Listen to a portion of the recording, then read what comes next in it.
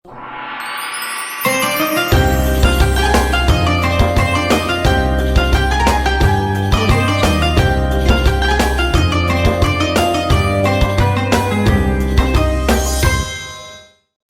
sempurnakan wudunya. Bagaimana cara menyempurnakannya? Kita mulai dengan hadis riwayat Al-Bukhari nomor hadis 159. Ya, kita turunkan hadisnya. Ditemukan juga nanti di hadis Muslim seperti yang telah Anda tuliskan. Lihat kalimatnya. Hadisnya dari Hamran. Hamran ini khadimnya atau pembantunya Utsman bin Affan radhiyallahu taala anhu. Utsman bin Affan. Kata Hamran, "Laqad da'ani Utsman bin Affan radhiyallahu taala anhu." Utsman bin Affan pernah memanggil saya satu kali, kemudian mengajarkan saya untuk berwudu. Ya, fa amarani an atawadda, maka memerintahkan saya untuk berwudu. Utsman mengajari dulu. Lihat bagaimana cara Utsman mengajari kepada beliau. Yang pertama, lihat kalimatnya. Saya mulai dari sunnahnya dulu ya. Baik. Perhatikan.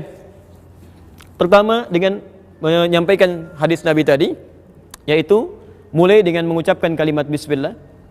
Dan mohon izin ya, ketika Anda ucapkan bismillah, tolong jangan cuma di lisan. Rasakan Allah melihat Anda, mengawasi, sehingga kita ingin tampilkan wudu dan berlindung kepada Allah dari godaan setan. Baik, mulai dengan bisa membersihkan tangan dulu, telapak ini, dengan menyela-nyela begini ya. Jadi bukan cuma begini, pakai sabun tapi ini nggak disela, itu tidak diinginkan. Ya, jadi Anda siapkan airnya, bisa dengan menggunakan keran tapi tidak berlebihan. Ingat, ya jangan sampai air mengalir terlalu berlebihan, dan itu tidak diinginkan. Baik, bahkan Utsman bin Affan wudunya nggak pakai keran. Ya, beliau wudunya menggunakan bejana. Jadi kalau seperti ini misal, ya saya ambil ini aja lah. Ini gayung misalnya kan, bukan gayung yang ditumpahkan, jadi begini tidak. Tapi airnya diambil, perhatikan, bukan dicelupkan ke dalam, tapi ini ya diambil begini. Baru kemudian setelah begini. Paham? Baik ya. Jadi ingat bagaimana efisiensi penggunaan air di sini, bukan dicelupkan ke dalam begini. Ya, tidak juga ditumpahkan seperti ini.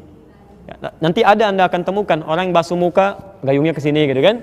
Basuh tangan, gayungnya ke sini, akan ditemukan seperti itu, ya. Ini menyalahi ketentuan hadis. Lihat, ambil begini, mulai sela-sela begini. Paham? Satu, sebentar. Kalau ini sudah selesai, taib, sudah dianggap baik, 2-3 kali, kadang-kadang Nabi 2 kali, kadang-kadang 3 kali. Tapi tidak berlebihan. Lebih daripada 3 kata Nabi, faqad asa Abul Qasim. Dia telah bermaksiat menyalahi ketentuan Nabi. Baik, setelah itu, mulai dengan niat tamadmad, berkumur-kumur. Dalam bahasa Arab, kalimat tamadmad itu bukan sekedar memasukkan air ke mulut, tapi juga mengeluarkan kotoran yang di mulut. Jadi begitu Anda masukkan misalnya air ke mulut, ya bahasa Utsman bin Affan radhiyallahu taala anhu, sahabat Utsman, Anda ambil airnya ke mulut, kemudian mulai hirup sedikit, istinsyak ke hidung. Jelas? Lalu Anda kumur-kumurkan itu sambil mengeluarkan kotoran di mulut. Ya. Bahkan kadang-kadang Nabi meminta untuk sebagian menyikat ininya, menyikat giginya. Ya, ada yang menggunakan siwak, ada yang menggunakan sebagian dari tangannya seperti ini. Ya, agar sebagian kotoran yang ada di giginya bisa keluar. Setidaknya demikian. Paham sampai sini? Baik. Sebagian dihisap ke hidung, tidak perlu berlebihan, yang penting kotoran bisa terserap dan bisa keluar. Ya, Anda bisa kuatkan, namanya istinthar. Istinthar itu menguatkan, mengeluarkan dengan kuat, menyebarkan. Bisa begitu. Bisa Anda tutup misalnya salah satu dengan jemarinya. Ya. Paham sampai sini? Baik, saya ulangi ya. Ambil air, sudah selesai, bismillah. Kemudian Anda mulai berwudu, kumur-kumur. Hirup sebagian, keluarkan. Jelas di sini? Baik, bisa 2-3 kali. Ini masuk dalam kategori sunnah. Artinya kalau Anda tunaikan, pahalanya banyak di sini. Tapi sekiranya airnya tidak cukup untuk mengerjakan yang sunnah ini, Anda bisa langsung masuk kepada yang pokok. Ada 4 yang pokok ini. Anda mesti hati-hati ya, jangan terjebak oleh setan. Nanti ada yang sunnahnya sempurna, tapi yang pokoknya tidak sempurna, maka wudunya tidak sah. Tapi kalau yang pokoknya sempurna, walaupun sunnahnya tidak sempurna, wudunya tetap sah. Misal, kumur-kumur sempurna, ini sempurna, tapi basuh wajah sebagian tidak tersapu, maka wudunya batal. Tapi kalau Anda misalnya, tangan tidak tersapu sebagian, yang sunnah begini, sebagian tidak tersapu. Kemudian Anda berwudu kumur-kumur misalnya, tidak istinsyar. Ya, tapi Anda wudunya sempurna pada yang pokok. Ya, nanti 4 kita jelaskan, itu sempurna semuanya, maka wudunya dianggap sah. Walaupun sunnahnya tidak sempurna, tapi wudunya dianggap sah. Anda sholat, sholatnya sah. Oke. Paham sampai sini? Baik. Saya teruskan dulu sebentar. Saya mau agak pelan-pelan ya, supaya dipahami betul, dan jangan tinggalkan masjid ini kecuali kita paham apa yang kita bahas. Sepakat sampai sini? Baik. Saya mulai. Bismillah. Perhatikan. Ada 4 yang pokok. Berdasar keterangan Al-Quran, di Quran surah kelima ayat yang ke-6. Pertama wajah. Saya ulang, pertama wajah. Nanti setelah itu kita praktekkan. Pertama wajah. Kedua, tangan sampai siku. Tangan sampai siku. Ketiga, kepala. Dan yang keempat, kaki sampai kedua mata kaki. Alhamdulillah. Kaki sampai kedua mata kaki. Wajah, tangan sampai siku, kepala, dan kaki sampai kedua mata kaki. Jelas? Berarti itu 4 yang pokok ya. Selebihnya sunnah. Ya, selebihnya adalah sunnah. Jadi kalau teman-teman di jalan misalnya menemukan air yang sangat terbatas tapi cukup bagi yang 4 ini, jangan dulu tayamum. 4 ini dahulukan. Nah, sekarang perhatikan bagaimana cara kita membasuhnya. Bismillah. Baik. Perhatikan bahasa Qur'annya ketika menyebutkan membasuh wajah, kalimatnya menggunakan kata ghassala. Faghsilu wujuhakum. Faghsilu. Pertama, mohon fokus. Kalimat ghassala, faghsilu itu mengandung arti mengambil sesuatu untuk ditumpahkan di tempat yang akan dibasuh. Jadi ambil airnya, tumpahkan di wajah, bukan ditumpahkan dulu baru dihapuskan. Jelas ya? Jadi Anda ambil air, awas hati-hati, Anda keliru bisa salah. Ambil airnya, setelah itu kemudian tumpahkan di tempat yang akan dibasuh. Pertama apa? Wajah. Nah, sekarang perhatikan, apa batasan wajah itu? Apa batasan wajah yang dimaksudkan? Ya, boleh ya, kita lihat ya. Wajah dimulai dari batas dahi di sini, kening. Di sini. Turun ke bawah. Bagian depan, tampak depan di sini, sampai ke ujung mata di sini. Maaf, perhatikan betul, termasuk bagian bawah telinga di sini. Ya, sampai ke dagu. Kalau yang ada jenggotnya, Anda sampai di selai begini. Nanti 1 kali, tidak usah ngambil air lagi. Ya, nanti saya contohkan. Saya ulang ya. Bagian dagu di atas, bagian dahi di atas sini, sampai ke tampak wajah depan, sini, sampai ke bagian bawah telinga di sini. Sampai ke dagu di sini. Yang ada jenggotnya sekalian di selai. Paham sampai sini? Baik. Saya praktekkan ya. Bismillah. Ambil airnya. Yang Anda tumpahkan. Sekarang perhatikan cara menumpahkannya ya. Bisa bermacam-macam tapi poinnya ada 2 hal yang harus Anda ketahui. Ini ditumpahkan ya. Saat ditumpahkan begini, yang jari telunjuk itu bisa membersihkan sudut-sudut mata. Ya. Jelas? Anda ambil airnya, tumpahkan. Yang telunjuk membersihkan sudut-sudut mata di sini. Ya, sehingga insya Allah ketika Anda berwudu seperti ini, kotoran di mata pun bisa keluar. Tapi ingat ya, tidak ada isyarat spesifik apakah matanya terbuka atau tertutup. Ya, jadi terbuka boleh, tertutup juga nggak ada masalah ketika Anda tumpahkan itu. Walaupun sebagian pakar mengatakan akan lebih baik kalau terbuka supaya kotoran dalam itu bisa keluar dalam kelopak. Ya, di Anda masukkan begini, Anda basuh, telunjuknya mulai menyapu yang ujung mata di sini. Bersamaan dengan itu, jempol membersihkan bagian bawah di telinga sini. Paham? Baik. Perhatikan. Ambil air, tumpahkan. Tuh, otomatis tuh lihat. Kemudian ini. Ya. Dan selesai. Ambil lagi, dan tumpahkan seperti ini. Ya, selesai. Jelas? Baik, 2 sampai 3 kali. Maksud 2-3 kali itu begini, tidak harus Anda sampai 3 kali. Kalau sekiranya airnya cukup pada yang kedua sudah merata, Anda bisa cukupkan. Ya, kalau tidak cukup pada yang ketiga, sempurnakan sampai airnya mulai meresap dengan baik. Jelas sampai sini? Baik, ini bagian yang pertama. Kita belum selesai. Selanjutnya, saya mohon izin agak cepat ya, karena saya meng-cancel talim setelah ini karena harus istirahat, ada kondisi yang harus disesuaikan. Jadi mohon izin untuk bisa lebih fokus. Baik. Sekarang perhatikan, setelah wajah apa? Ingat, bukan tangan. Awas, bukan tangan, tapi tangan sampai siku. Apa kayak tangan sampai siku? Lihat sini. Kalau cuma tangan saja, yad dalam bahasa Arab itu artinya dari ujung jari sampai ke sini, ini tangan. Yad. Jelas? Baik, tapi dalam bahasa fikih setiap ibadah itu selalu detil sampai di mana kita harus basuh, di mana kita praktekkan. Saya beri contoh misal. Ini telapak tangan disebut kaf. Ini pergelangan disebut rusgh. Ini sa'id. Ini mirfaq, jamannya marafiq. Kalau cuma tangan sampai sini, katif sampai bahu. Sekarang perhatikan, Anda dalam sholat saja misalnya, bagaimana cara telapak yang kanan menutup punggung yang kiri? Itu ada di hadis An-Nasai nomor hadis 886. Kata Nabi, letakkan telapak yang kanan, kaf al-yumna alal yusra. Letakkan punggung yang kanan di punggung yang kiri begini. Atau rusgh ala rusghi.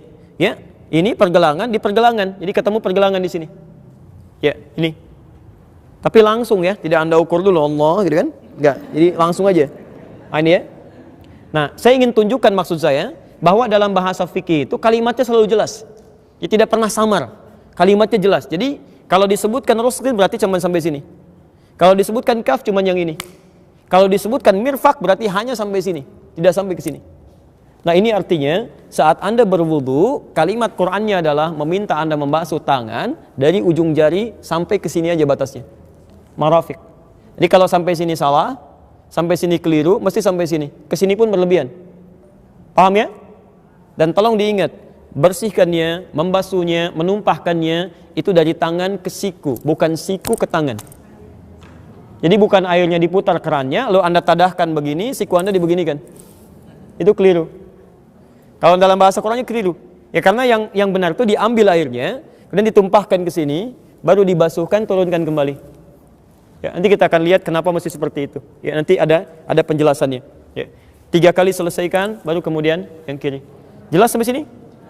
Baik, ambil airnya, tumpahkan, basuh, turunkan. Sampai 3 kali sampai airnya merata. Baik, nanti kita akan lihat saat membasuh seperti ini ada situasi yang bisa kita hadirkan dalam jiwa kita, dan itu yang akan bisa menjadikan kita menjauh dari setan. Ya. Baik, yang ketiga, 3.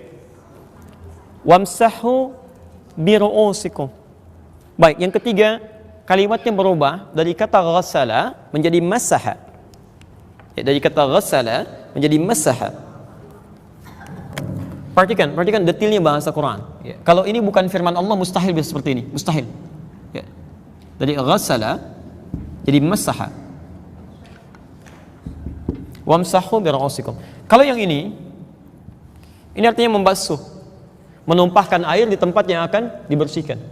Tapi kalau yang ini artinya mengusap. Usap. Yang dimaksud dengan mengusap di sini artinya airnya tumpahkan dulu. Jadi begitu Anda misalnya ingin mengusap bagian kepala, ya, biru'usikum kepala, Anda ambil airnya, nah tumpahkan dulu begini. Tumpahkan baru diusapkan. Jadi bukan ambil airnya lalu disampaikan ke kepala begini, tidak.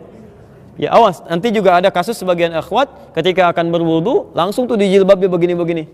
Ada kasus begitu, itu nggak tepat. Itu tidak tepat. Tadi kita lihat yang tepatnya, ya. Karena yang dimaksud masaha itu bukan air diambil tumpahkan, tapi tumpahkan dulu airnya baru diusapkan. Paham? Nah, sekarang perhatikan. Apa yang diusap itu? Ternyata yang diusap itu biru'usikum. 1 ru'us, jamak dari kata ra'sun, ru'us, jamak dari kata ra'sun, yang berarti kepala. Bukan rambut, ingat, kepala bukan rambut. Jadi kalau ada orang berwudu hanya membasuh rambutnya saja, itu tidak sah wudunya.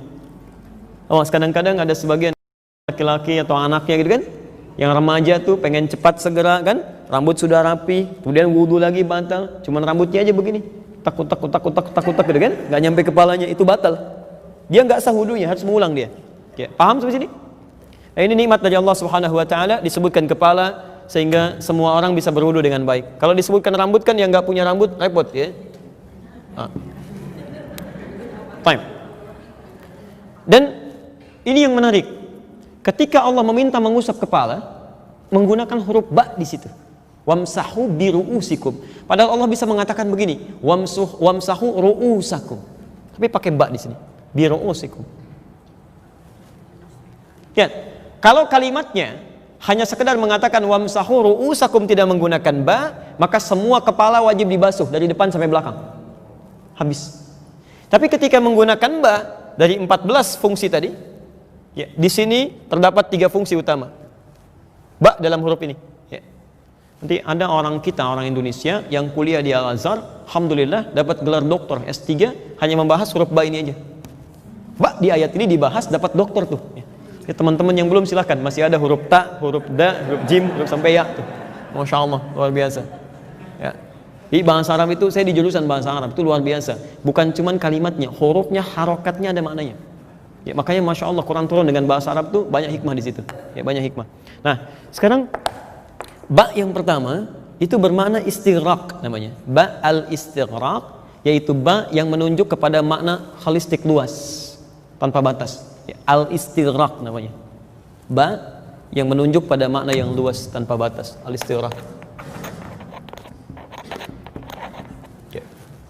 Artinya pada yang pertama ini Anda diperkenankan untuk membasuh kepala, mengusap kepala setelah airnya ditumpahkan. Misal Anda ambil airnya, Anda tumpahkan begini, kemudian Anda usap dari depan sampai belakang seluruhan kepala.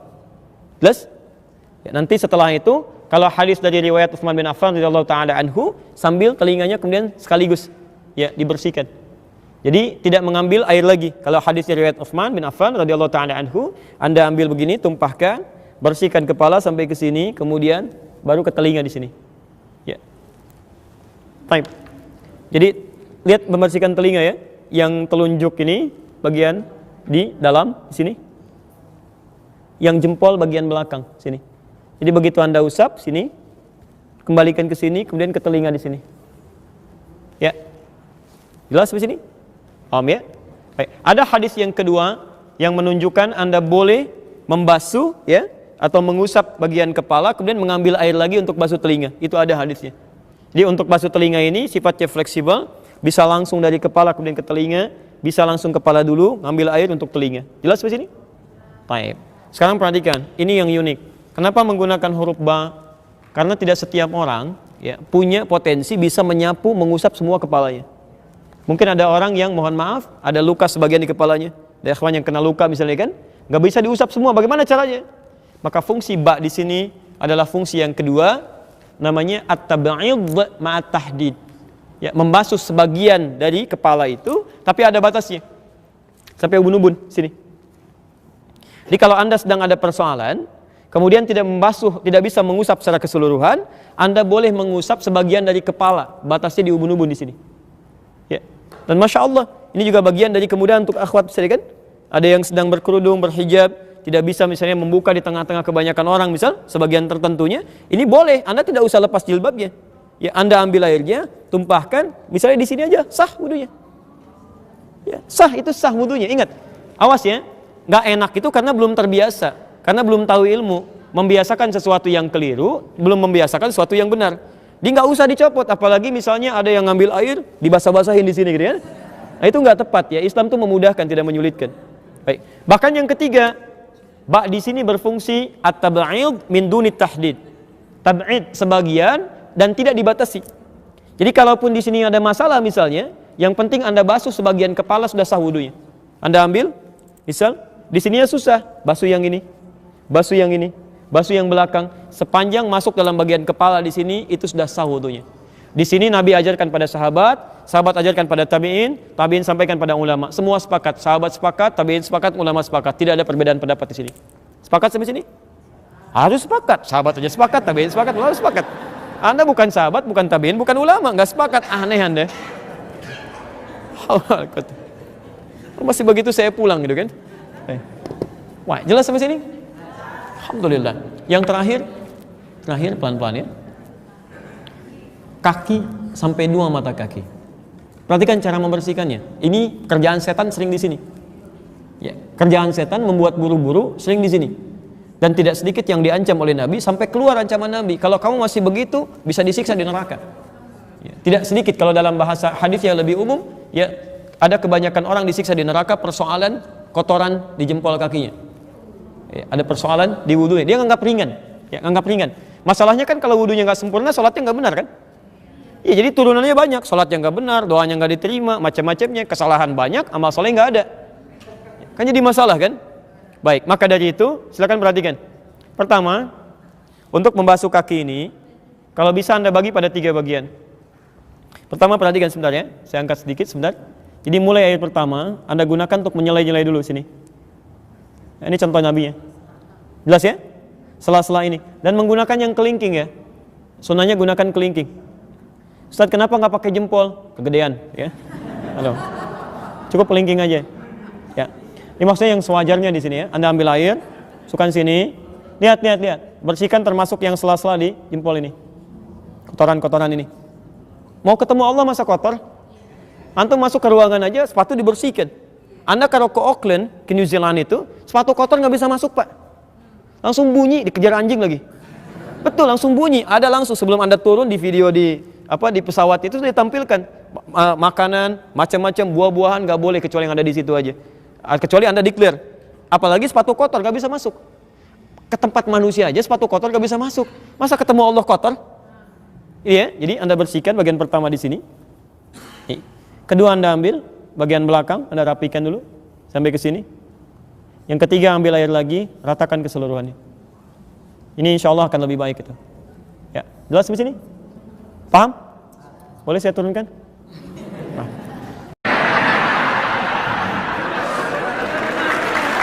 Bapak Ibu yang dimuliakan Allah Subhanahu wa taala, maka mari kita jaga seimbang antara material, spiritual. Ya ayyuhalladzina amanu, hai orang-orang beriman, idza qumtum ila shalah, kalau kamu mau salat, fagsilu wujuhakum, basuh muka kamu. Tapi sebelum membasuh muka, basuh dulu tangan, bukan tang. Dekan keran, basuh tangan. Gosok tangan. Kuku potong. Bagaimana kuku ujung?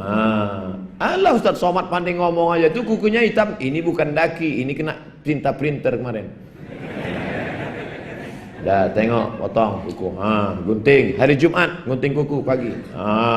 Dah selesai itu gosok. Tengok mana tahu ada kerak-kerak lilin, mana tahu ada habis ngecat tadi. Jangan sampai masuk. Ambil thinner, ambil bensin, gosok. Dah, ini kok hitam ini bang? Gosok pakai minyak lampu. Kok hitam gak? Bukan ini bukan cat lagi. Aku memang hitam. Kok ngejek ya? Nah, setelah bersih, barulah ditampung air tadi. Idza staiqaza ahadukum, kalau kamu bangun dari tidur malam, fala yughmis, jangan kau masukkan tanganmu ke dalam air. Bangun malam, tiba-tiba masuk kamar mandi, nampak ada air tergenang dalam ember, masukkan tangan ke dalam, jangan. Kenapa? Li'annahu la yadri aina batat yaduhu, karena kau tak tahu tanganmu tadi malam nginap di hotel mana. Cuci bersih, setelah cuci bersih ambil gayung, cuci bersih, setelah itu barulah berkumur-kumur, ambilkan air, masuk kumur-kumur. Yang paling bagus siwak. Laula an asyqa ala ummati, kalau tidak memberatkan bagi umatku, la amartuhum bisiwak, kusuruh mereka bersiwak inda kulli shalah. Ambil siwak. Ajak anak Anda gosok gigi 3 kali sehari, pagi, siang, malam. Pret. Islam sudah mengajarkan anak kita gosok gigi bukan 3 kali. Salat subuh gosok gigi, salat zuhur gosok gigi, salat asar gosok gigi, salat maghrib gosok gigi, salat isya gosok gigi, salat tahajud gosok gigi, salat witir gosok gigi, salat duha gosok gigi, mau salat sunat gosok gigi. Makanya kadang sahabat-sahabat kita diletakkannya siwak di kantong. Luruskan shaf, luruskan shaf. Allahu Akbar. Saya melihat dengan mata kepala saya sendiri ketika sholat di Hotel Crown, sholat subuh dengan Habib Umar bin Hafiz dari Hadramaut, Yaman. Beliau jadi imam, diambilnya siwak, ikut Nabi Muhammad sallallahu alaihi wasallam. Bersih. Setelah mulut bersih, kenapa mulut bersih? Karena mulut ini semuanya masuk ke dalam. Dari mulai manna, salwa, jengkol, petai, semuanya masuk. Maka dibersihkan dia. Innal malaikata tata'adza, sesungguhnya malaikat tersakiti mencium bau busuk. Bukan kawan kita saja yang tersakiti mencium bau busuk, malaikat tersakiti. Habis makan rendang jengkol gulai petai, ditambah lagi dengan belacan, tak gosok gigi. Allahu akbar. Qul bin nas, malikin nas, nas,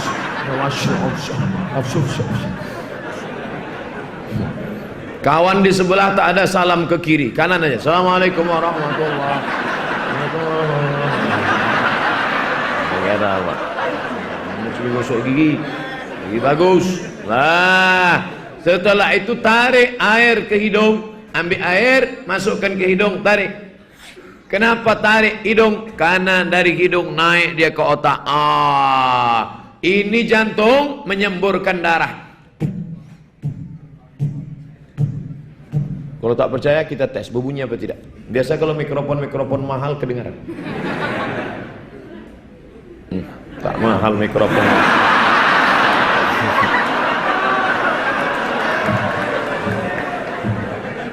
Itu jantung menyemprotkan darah, darah membawa oksigen, oksigen ditarik naik ke otak. Itulah mengapa sujud kita bagus, lama-lama sujud. Allahu Akbar. Kenapa lama sujud? Karena jantung membantu menyemprotkan darah, turun dia ke otak. Nabi SAW ketika dia jadi imam solat, maka bukan waktu jadi solat wajib, solat fardu, enggak. Ketika dia sedang solat tahajud di kamarnya malam, Nabi sedang solat, Allahu Akbar, lama sujudnya, sampai datang Sayyidatuna Aisyah Ummul Mukminin radhiyallahu anha, mencubit tangan Nabi, dicubitnya tangan Nabi.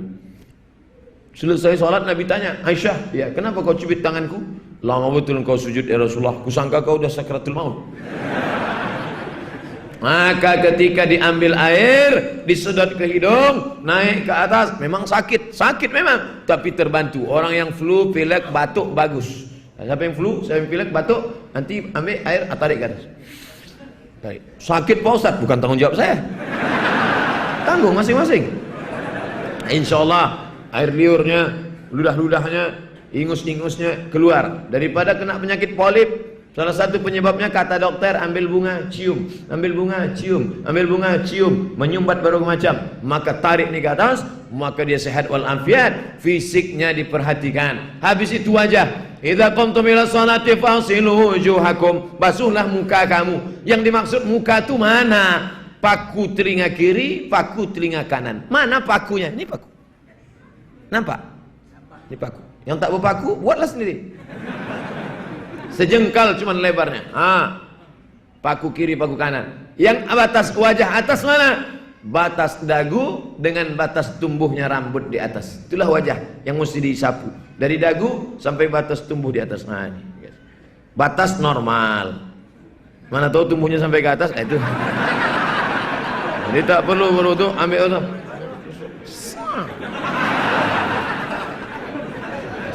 Lah, habis itu tangan. Wa aydiyakum, basuhlah tangan, ilal marafiq, tangan sampai siku, sampai siku. Ambil air sampai siku. Digosok. Mana tahu ada tadi bekas kulit ikan mas waktu mencuci. Mana tahu tadi ada bekas lilin, bekas minyak. Gosok. Dah, celah-celah. Dah. Habis itu kepala. Kepala bagaimana? Wamsahu bi ru'usikum, usap kepala kamu. Kalau muka siram, kalau tangan siram, tapi kalau kepala tidak disiram. Yang pula hidupkan keran kepala. Kalau kepala, tangan yang dibasahi. Basahkan tangan. Kalau mazhab Syafi'i sikit aja sah. Ini Nabi pakai sorban, sikit aja disapunya. Kena sampingnya sikit sah. Katanya Pak Ustadz 3 helai ada. Itu pendapat sebagian ulama mazhab Syafi'i. Katanya 3 helai saja cukup. Tapi saya sampai sekarang belum pernah saya tengok orang nyapu kepala 3 helai.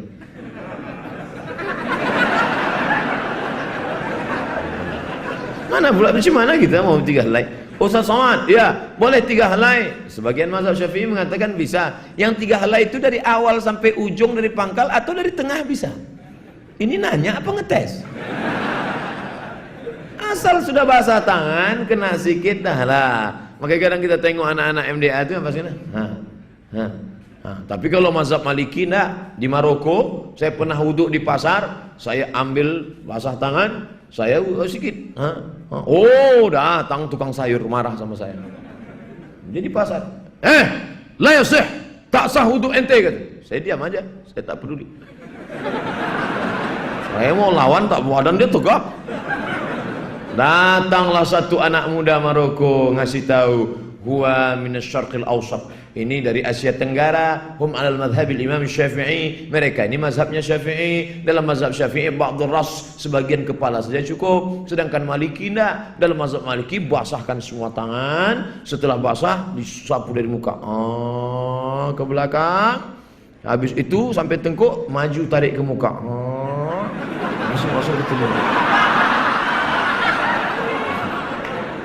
Ustadz kenapa nggak pangkas, kata jamaah. Udah banyak masuk SMS WA. Kenapa Ustadz nggak pangkas? Ini nanti berangkat umroh mau gundul sekalian di Makkah. Jadi begitu habis tawaf, sa'i, tahallul, barbershop. Bayarannya 15 rial. Kalau saya pangkas sekarang 15 rial pendek, kan sedikit kerja dia. Kalau ini kan agak panjang sedikit. Nah, setelah wajah, telinga. Kalau mazhab Syafi'i lain air untuk kepala, lain untuk telinga. Kalau mazhab Maliki enggak, semua kepala sama telinga nyambung. Kalau enggak, basahkan telinga. Ini mana ada orang tengok telinga sikit aja. Sampailah masuk ke lubang telinga. Ini kadang banyak kita tengok orang cantik, ganteng, begitu ditengok lubang telinganya, sarang Spiderman. Kotor, jorok, tak bersih. Agama Islam mengajarkan bersih. Setelah itu barulah kaki. Wa arjulakum ilal ka'bain. Kaki sampai mata kaki. Itu zahirnya, itu materinya. Tapi di dalam itu ada spiritualitasnya. Ada wuduk zahir, ada wuduk batin. Ini Ustaz Somad nih kaji-kaji batin dari mana nih, aliran sesat. Ini dari hadis riwayat Sunan Tirmizi dalam kurung HR Ibnu Majah, hadis riwayat Imam Ibnu Majah Al-Qazwaini. Apa kata dia? Dalam hadis Nabi SAW, ketika air kau masukkan ke mulut, keluarlah dosa-dosa dari celah-celah mulut, dosa lidah. Ketika air kau tarik ke hidung, keluarlah dosa-dosa dari lubang hidung. Ketika air kau siramkan ke muka, maka iktikat makrifat hakikatnya, keluarlah dosa-dosa dari celah-celah biji mata. Ketika air kau siramkan ke tangan, keluarlah dosa-dosa dari celah-celah jari jemari tangan. Ketika air mengusap kepala, keluarlah dosa dari otak-otak isi-isi kepala yang kotor-kotor, yang ngeres-ngeres, yang selalu ingat-ingat mantan. Sampailah ke lubang-lubang telinga, telinga yang selama ini mendengarkan lagu Kiang Racun Kucing Garong, Cinta Satu Malam, Kabika Cikabigam, Kuc-Kuc Kutahe, What Can I Do For You. Maka bersihlah lubang-lubang telinga. Dan ketika disiramkan ke kaki, maka keluarlah dosa-dosa dari celah-celah jari jemari, langkah tapak-tapak kaki yang selama ini kaki kau langkahkan ke karaoke, ke night club, ke tempat maksiat, ke tempat janda-janda, ke...